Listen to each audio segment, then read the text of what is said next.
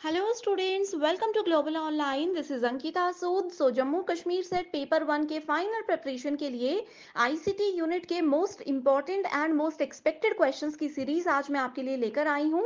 इस सीरीज में जितने भी क्वेश्चंस हम देखेंगे ये एज इट इज भी आपके पेपर में पूछे जा सकते हैं। इसीलिए स्टूडेंट्स, हर एक क्वेश्चन के आंसर्स के साथ मैं आपको इंपॉर्टेंट एक्सप्लेनेशन और कुछ ट्रिक्स भी बताऊंगी ताकि आसानी से करेक्ट आंसर्स को एग्जाम में आप सभी आइडेंटिफाई कर सकें। इसी के साथ फिर सेशन को शुरू करते हैं।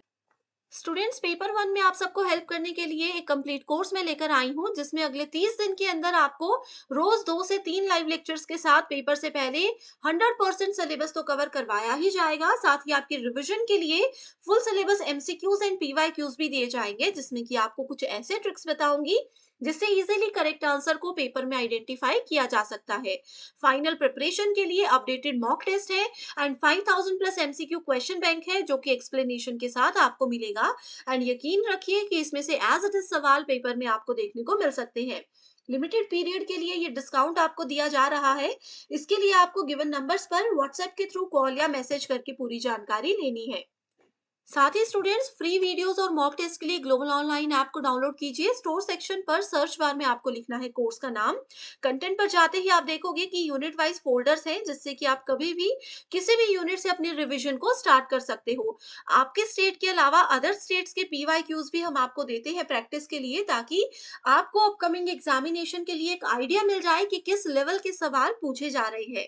तो ये एक ऐसा कोर्स है जो डेफिनेटली स्टूडेंट्स आपको एग्जाम क्वालिफाई करने में हेल्प करेगा। What feature of MS Word helps to create a list of documents? So देखिए स्टूडेंट्स, MS Word यानी कि माइक्रोसॉफ्ट वर्ड में अगर आप लोगों को एक डॉक्यूमेंट्स की लिस्ट बनानी है, अब जैसे जनरली हम लिस्ट बनाते हैं तो इस तरीके से बनाते हैं, या फिर लिस्ट के आगे 1 2 3 4 लिखते हैं कि हमें कितनी आइटम्स को ऐड करना है। तो वही चीज अगर MS वर्ड में करनी है तो हम उसके लिए कौन सा एक इम्पॉर्टेंट फीचर उसका यूज करते हैं। ऑप्शंस है word art, scaling, bullets and numbering या फिर वर्ड रैप। तो बहुत आसान क्वेश्चन है।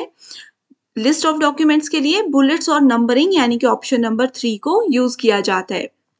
नेक्स्ट क्वेश्चन है व्हाट आर फायरवॉल्स।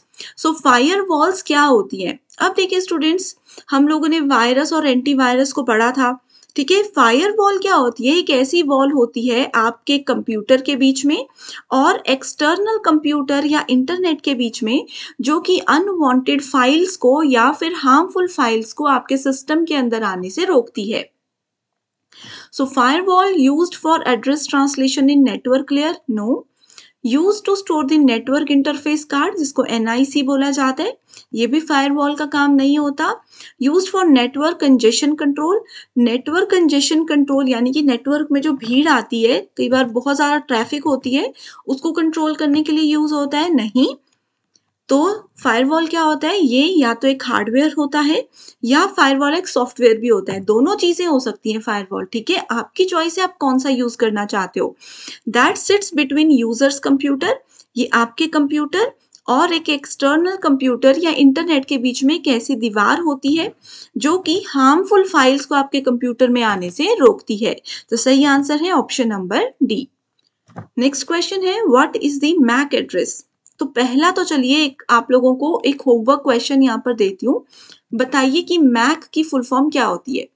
हमारे पास कंप्यूटर सिस्टम में 2 एड्रेस होते हैं, एक होता है IP एड्रेस जिसकी फुल फॉर्म है इंटरनेट प्रोटोकॉल, ठीक है, और वहीं दूसरा एड्रेस होता है Mac address.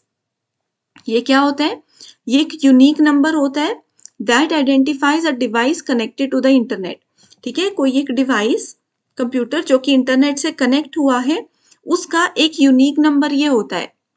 A unique frame number required for error control, error का कंट्रोल और मैक एड्रेस का कोई लेना देना नहीं है। Unique number required for port या फिर unique address for a website. So website का जो यूनिक एड्रेस होता है उसको URL यानी कि यूनिफॉर्म रिसोर्स लोकेटर बोला जाता है। तो इस अकॉर्डिंग इस प्रश्न का सही आंसर है option number A, that is ये अद्वितीय नंबर है जो इंटरनेट से जुड़े डिवाइसेस की पहचान करने में मदद करता है, जैसे कि IP एड्रेस भी करता है, ओके। और IP एड्रेस और आपका जो मैक एड्रेस है वो हर एक डिवाइस के यूनिक होते हैं। जैसे इंसानों में हमें आधार नंबर सबका अलग है, उसी तरीके से मैक एड्रेस और IP एड्रेस कंप्यूटर सिस्टम के अंदर यूज होते हैं। Which of the following in Microsoft Excel always begins with an equal to sign. Okay, so देखिए जब भी हम माइक्रोसॉफ्ट एक्सेल यूज करते हैं, एक्सेल बेसिकली कैलकुलेशंस के लिए यूज होता है, ठीक है, कैलकुलेशन के लिए या फिर डेटा या फिर रिकॉर्ड स्टोरिंग के लिए इसको यूज किया जाता है। तो जब भी हम इक्वल साइन लिखते हैं उसके आगे इसका मतलब है कि हम कोई कैलकुलेशन करने वाले हैं, हम कोई फॉर्मूला यूज करने वाले हैं। जैसे कि अगर दो नंबर्स को हमें ऐड करना है, ठीक है, तो हम लिखते हैं इक्वल्स टू सम, जो भी वैल्यू है, मान लीजिए E4 में एक नंबर है और दूसरा नंबर है E5 में, ठीक है, तो इन दोनों को जब ऐड करना है तो इक्वल टू के आगे हम उसका फॉर्मूला लगाते हैं। तो एक्सेल में इक्वल टू के बाद हमेशा फॉर्मूला लिखा जाता है।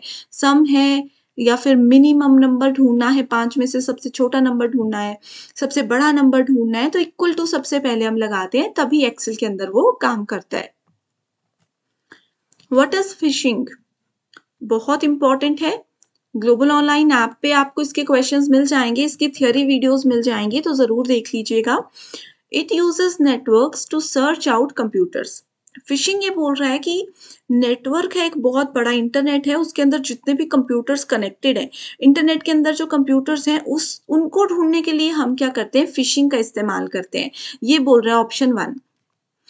दूसरा बोल रहा है someone sends legitimate looking emails to users, यानी कि कोई आपको एक ऐसी ईमेल भेजता है जो कि आपके काम की हो सकती है। मान लीजिए जैसे आप लोग अभी यूजीसी नेट के फॉर्म भर रहे हो या फिर सेट के फॉर्म भर रहे हो या उसकी तैयारी कर रहे हो, और आपको एक ईमेल इसी से रिलेटेड आती है कि भाई आपको नेट सेट की तैयारी में 90% डिस्काउंट मिल रहा है, मतलब आपके काम से जुड़ी, आपके जो सर्चिंग चल रही है इंटरनेट पे, उसी से जुड़ी ईमेल अगर कोई सर्च करता है और आपको अपने जाल में ईमेल के जरिए फंसा देता है, तो उसको हम फिशिंग बोलते हैं। ठीक है, मतलब आपका क्या इंटरेस्ट है, गूगल पे क्या आप सर्चेस कर रहे हो, क्या चीजें आपकी चल रही हैं, ठीक है, उन सर्चिंग के बेस पर आपको ईमेल भेजी जाएगी और उसी ईमेल के जरिए आप लोगों को फंसाया जाएगा, फ्रॉड आपके साथ किया जाएगा, इसको फिशिंग बोलते हैं। Which of the following statements about email address spoofing are true? तो spoofing क्या होता है ये पूछा गया। अब देखिए इन क्वेश्चन से स्टूडेंट्स आप लोगों को ना पता चलता रहेगा, छोटे छोटे से टॉपिक्स जो होते हैं वो आपके यहाँ पर क्वेश्चंस के जरिए क्लियर होते रहेंगे, ठीक है। एंड आईसीटी में मैं आपको एक बार वापस बताती हूँ, आईसीटी एक ऐसी यूनिट है जिसमें अगर आप एमसीक्यूज पढ़ते हो ना तभी आपकी तैयारी अच्छी होगी। थ्योरी पढ़ने लगोगे तो बहुत चीजें मिस हो जाएंगी, राइट। सो ईमेल एड्रेस में स्पूफिंग क्या होता है? Email address spoofing is copying an email to other staff. ये बोल रहा है कि आपकी एक ईमेल अगर आप दूसरे बंदे को किसी अपने स्टाफ में दे रहे हो तो उसको स्पूफिंग बोलते हैं, ये गलत है। Email address spoofing is use for hacking, बिल्कुल सही। स्पूफिंग जो है वो हैकिंग से ही एक रिलेटेड टर्म है, जैसे फिशिंग हमने पढ़ा था वो भी हैकिंग का टर्म है, तो ये बिल्कुल सही है। तो देखिए ए ऑप्शन यहाँ पर था, इसको हम कट कर देंगे, ए ऑप्शन यहाँ पर भी था, इसको कट कर देंगे, ठीक है। Email address spoofing is the forgery of an email header और sender information, no. Email address spoofing is sending a joke email to other staff. Joke email to other staff का यहाँ पर मतलब है, ये मतलब नहीं है कि जोक सच में भेज रहे हैं। इस स्टेटमेंट को ना बच्चों को, ओके सॉरी यहाँ पर थोड़ा सा ये गलती मुझसे हो गई है, देखिए ये वाला गलत था, ये सही था। Joke email to another staff, एक स्टाफ अगर दूसरे स्टाफ को क्या कर रहा है, जोक भेज रहा है, तो ये कोई ईमेल स्पूफिंग नहीं होती है, ठीक है। सही आंसर होगा ऑप्शन नंबर सी भी, क्योंकि email address spoofing is forgery of email header and sender information, ठीक है। ये क्या होता है कि आप लोगों का जो ईमेल का हेडर है और आपकी जो सेंडर की इंफॉर्मेशन है उन सब के जरिए आप लोगों को जाल में फंसाया जाता है, ओके, तो ये ईमेल स्पूफिंग होती है। तो सही आंसर है option number B and C only. Statement 1 बोलती है you can add attachments of any file size to an email.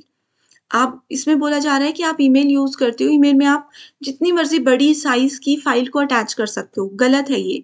Email की एक लिमिट होती है, उस लिमिट से ज्यादा अगर आपको फाइल शेयर करनी है तो बोला जाता है कि आप ड्राइव के थ्रू कीजिए।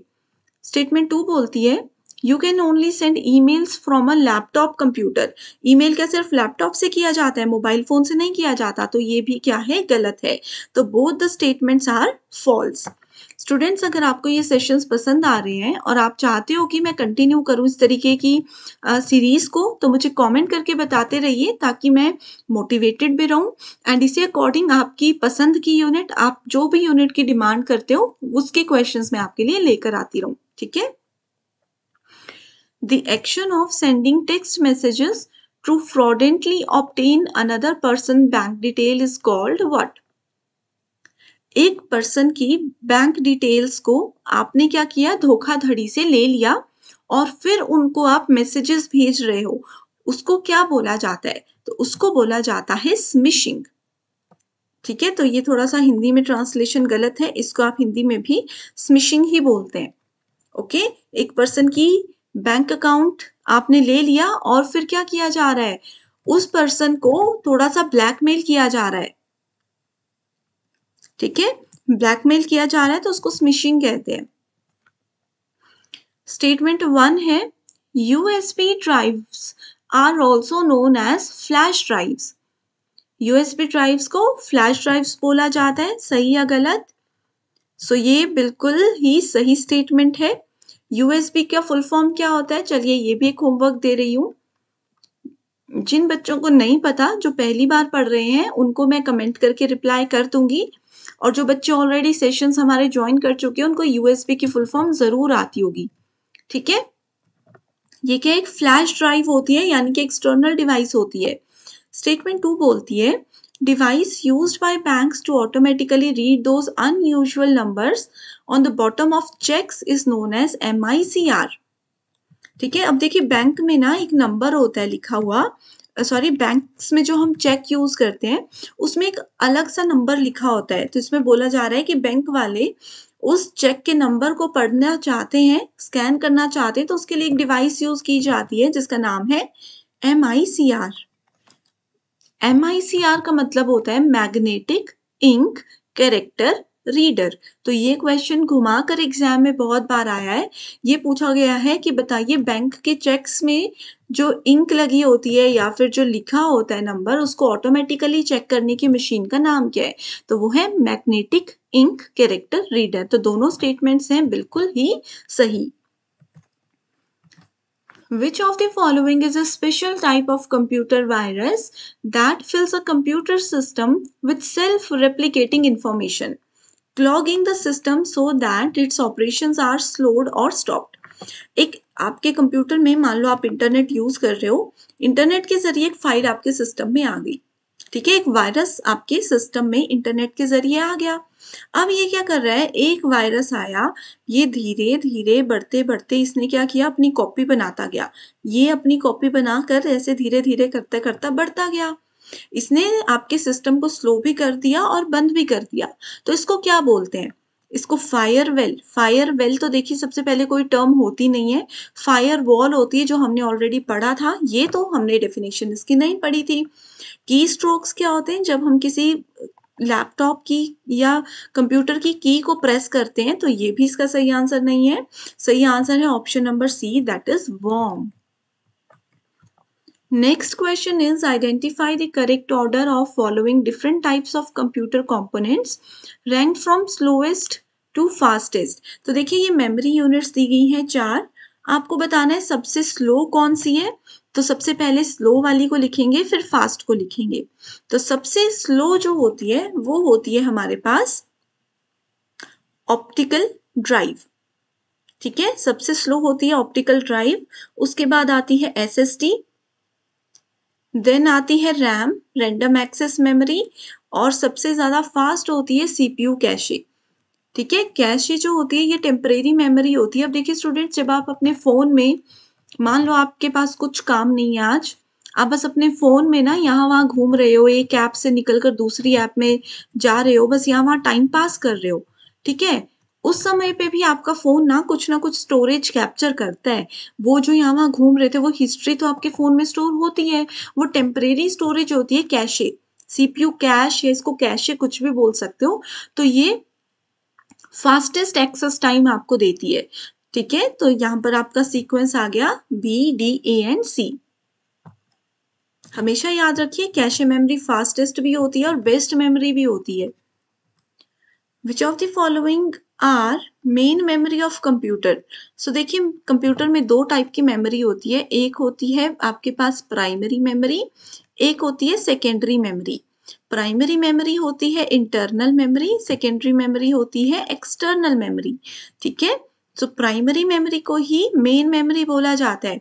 सो रैम क्या है, जब देखिए अब कंप्यूटर सब बच्चों ने नहीं पढ़ा होता, ठीक है, तो आप लोगों ने मोबाइल फोन तो सबके पास है, मोबाइल फोन लेने जाते हैं तो सबसे पहले क्या पूछते हैं कि बताइए रैम कितनी है, तो वो पहले से कंप्यूटर मोबाइल के अंदर होती है, तो ये मेन मेमोरी होती है। हार्ड डिस्क यूज करना या नहीं करना आपकी चॉइस है, ये एक्सटर्नल मेमोरी है, ये सेकेंडरी मेमोरी है। जैसे हम पेन ड्राइव को यूज करते हैं, हमें जरूरत है पेन ड्राइव की या नहीं है, ये आपकी रिक्वायरमेंट पे होता है।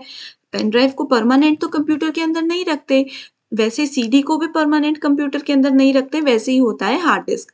तो ये बी, सी और डी, बी, सी और डी जो है ये है आपके secondary memory. So main memory है सिर्फ रैम। असर्शन बोलता है internet is one of the popular services offered on www। So www का मतलब होता है वर्ल्ड वाइड वेब। www के ऊपर आप इंटरनेट नहीं चलाते हो, आप इंटरनेट के अंदर www को यूज करते हो। ठीक है, तो इसलिए ये वाली स्टेटमेंट क्या है, गलत है। सेकेंड स्टेटमेंट बोलती है the www is the universe of network accessible information. बिल्कुल सही है। ये क्या करता है, पूरे वर्ल्ड, इसकी फुल फॉर्म ही बोल रही, देखिए वर्ल्ड वाइड वेब, पूरे वर्ल्ड में जितनी भी इंफॉर्मेशन है उसको अगर आप इंटरनेट के जरिए एक्सेस करना चाहते हो, नेटवर्क के जरिए लेना चाहते हो, तो वो सिर्फ आपको www ही देगा। तो स्टेटमेंट 2 यानी कि रीजन सही है बट असर्शन गलत है। जीपीएस आपको पता है लोकेशन के लिए यूज किया जाता है मोबाइल फोन में, is used to determine the exact location of a vehicle or other forms of transport। ठीक है, किसी भी व्हीकल की लोकेशन आपने देखनी है तो उसके लिए जीपीएस को यूज किया जाता है। बिल्कुल सही है। स्टेटमेंट 2 बोलती है GPS systems are not safer since the drivers have to consult maps. तो ये वाली स्टेटमेंट गलत है। ठीक है, तो इसलिए सही ऑप्शन हो गया ऑप्शन नंबर 3। अब मैं आपको बताती हूँ जीपीएस की फुल फॉर्म। इसकी फुल फॉर्म होती है geographical positioning system, sorry global positioning system. ठीक है, ग्लोबल पोजीशनिंग सिस्टम। ग्लोबली आप कहीं भी चले जाओ, ये आपकी पोजीशन, आपकी लोकेशन बताने में आपको मदद करता है। Next question is which of the following statements about internal and external computer memory are true। Okay, internal external मैंने आपको थोड़ा सा आइडिया भी दे दिया। सही स्टेटमेंट हमें ढूंढनी है। अ portable hard drive is an example of internal memory. Portable का मतलब होता है जिस चीज को हम एक जगह से दूसरी जगह ले जा सके। अब जो इंटरनल मेमोरी है उसको हम ऐसे मूव पोर्टेबल वो नहीं होती है। ठीक है, और हार्ड ड्राइव तो वैसे भी एक्सटर्नल मेमोरी है, तो ये गलत हो गया।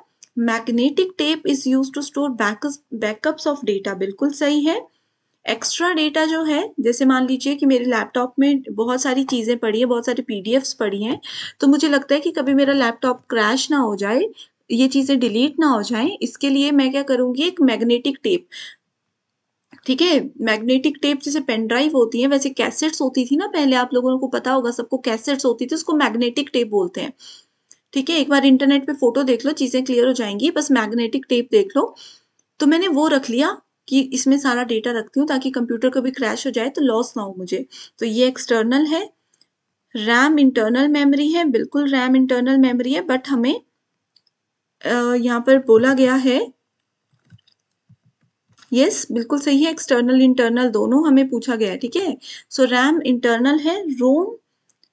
रोम बोलते हैं कि जब आपका कंप्यूटर ऑफ होता है तो रोम से सारा डेटा डिलीट हो जाता है, ऐसा नहीं है। तो सही आंसर है B and C only, option number 4। Next is network system, operating system, memory and communication. Okay, so देखिए ऑपरेटिंग सिस्टम ऑपरेटिंग सिस्टम होता है हमारे पास मैक। जैसे आप लोग विंडोज यूज करते हो, आप लोग एंड्रॉयड यूज करते हो, तो वैसे ही ऑपरेटिंग सिस्टम होता है मैक। ठीक है। मेमोरी क्या है? रोम एक मेमोरी है। कम्युनिकेशन के लिए हम ईमेल, बातचीत करने के लिए ईमेल यूज करते हैं, और नेटवर्क कनेक्शन के बीच में हम क्या करते हैं? फायरवॉल को यूज करते हैं। तो देख लीजिए सही आंसर ऑप्शन नंबर 3 है। मेमोरी डिवाइसेस हैं और दूसरी तरफ मेमोरी के टाइप हैं। पेनड्राइव क्या है हमारे पास? अभी हमने पढ़ा था एक्सटर्नल, इंटरनल, ठीक है, और वॉलेटाइल। ये सब चीजें मैं आपको एक बार बताती हूँ डिटेल में। सो देखिए, पेनड्राइव होती है फ्लैश मेमोरी। ठीक है, पेनड्राइव होती है फ्लैश मेमोरी। उसके बाद आती है हार्ड डिस्क। हार्ड डिस्क है मैग्नेटिक मेमोरी। आपने याद रखना है, ये एज इट इज क्वेश्चन बहुत बार आया है। सीडी रोम होती है ऑप्टिकल मेमोरी, और रैम होती है वॉलेटाइल मेमोरी। वॉलेटाइल का मतलब होता है इरेजेबल। इरेजेबल का मतलब जो मिट जाती है। ठीक है। अब जैसे आप लोग देखिए अपने मोबाइल फोन की बात करते हैं। मोबाइल फोन में आप बहुत सारी एप्स को यूज कर रहे थे, तो वो एक टैब आता है ना, जहां पर आपने रिसेंटली जो जो एप्स यूज किया वो रहती हैं, ताकि आप डायरेक्ट क्लिक करके वहां पर जा सको। वो सब चीजें रैम में स्टोर होती। जैसे ही अगर आप अपने फोन को स्विच ऑफ करते हो, तो वो वाले जो टैब्स होते हैं वो वहां से डिलीट हो जाते हैं। हिस्ट्री तो रहती है, बट वो टैब्स डिलीट हो जाते हैं। टैब्स का मेरा मतलब है कि जो मल्टीपल एप्लीकेशंस आपने अभी तक यूज किए हैं। ठीक है। मैं यहाँ पर गूगल क्रोम के टैब्स की बात नहीं कर रही हूँ। तो आपने रैम में बस यही याद रखना है कि रैम में जो भी चीजें स्टोर होती हैं, जब एक बार आपका सिस्टम पावर ऑफ होता है, उसके बाद उसकी वो सारी चीजें डिलीट हो जाती हैं। तो इस तरीके से ये आ गया सही answer. Okay, so LED, liquid light emitting diode. ठीक है, लाइट एमिटिंग डायोड। इससे रिलेटेड क्वेश्चन पूछे हैं, आपको बताना है ट्रू स्टेटमेंट्स कौन सी है। It is a flat panel display. LED flat होता है, बिल्कुल सही है। It creates image using red, green and blue diodes, बिल्कुल सही है। It is not very energy efficient and gives off heat. Okay, तो ये वाला तो बिल्कुल सही स्टेटमेंट नहीं है, ये दोनों सही थे। It can be use in mobile devices such as smartphone. Smartphones में भी हमारे पास एलईडी की टेक्नोलॉजी यूज की गई है, फ्रंट लिड डिस्प्लेस में नहीं होता है। ठीक है, तो ABD is the correct answer. Next question, web 3.0। मैंने आपको बताया था जो रोबोट्स, आर्टिफिशियल इंटेलिजेंस की टेक्नोलॉजी चल रही है वो वेब 3.0 के अंदर आती है। So web 3.0 is an interactive web and its greatest virtue is the democratization of content production। तो ये बिल्कुल गलत है। ठीक है, इंटरेक्टिव वेबसाइट्स होती हैं इसमें, बट बाकी की स्टेटमेंट गलत है। आगे बोला है Apple Siri which can summarise. Apple Siri, आगे कुछ नहीं पढ़ना। एप्पल ने जो एक स्मार्ट प्रोडक्ट बनाया है सीरी नाम का, वो आपका 3.0 के अंदर आता है। तो ये स्टेटमेंट बिल्कुल सही है। इस टॉपिक पर ऑलरेडी मैंने वीडियो लाई है, अगर आपने वो अभी तक नहीं देखी तो मुझे बता दीजिए, मैं लिंक आपके साथ शेयर कर दूंगी। एंड जैसे स्टूडेंट्स, मैंने आपको बताया कि अगर आप चाहते हो कि इस सीरीज को मैं कंटिन्यू करूं, तो मुझे कमेंट कीजिए, मैं जरूर आपकी हेल्प करूंगी, जरूर आप लोगों की डिमांड को एग्जाम तक मैं पूरा करती रहूंगी। ठीक है। Which of the following is a shortcut key to open new blank document in MS Word? MS Word में देखिए मल्टीपल डॉक्यूमेंट्स होते हैं। एक पेज आपने खोला, दूसरा पेज खोला, एक और नया डॉक्यूमेंट आपको ओपन करना है। ठीक है, बनाना है, नया ब्लैंक डॉक्यूमेंट आपको बनाना है, तो उसके लिए शॉर्टकट की है Ctrl+N। तो MS ऑफिस में पूरा MS ऑफिस जो है उसके अंदर MS word, MS PowerPoint, MS Excel आता है। खासतौर पर इन तीनों के शॉर्टकट कीज और इनकी थोड़ी थोड़ी फंक्शनैलिटीज आपको पढ़कर जानी है। बहुत बार एग्जाम में क्वेश्चंस इसमें से आते हैं। सो कोई भी डाउट्स है स्टूडेंट्स, कमेंट कर दीजिए। कहीं पर कंफ्यूजन है तो वापस आप क्वेश्चन हमसे कमेंट करके पूछ सकते हो। So thank you so much for watching this video and I wish you all the very best.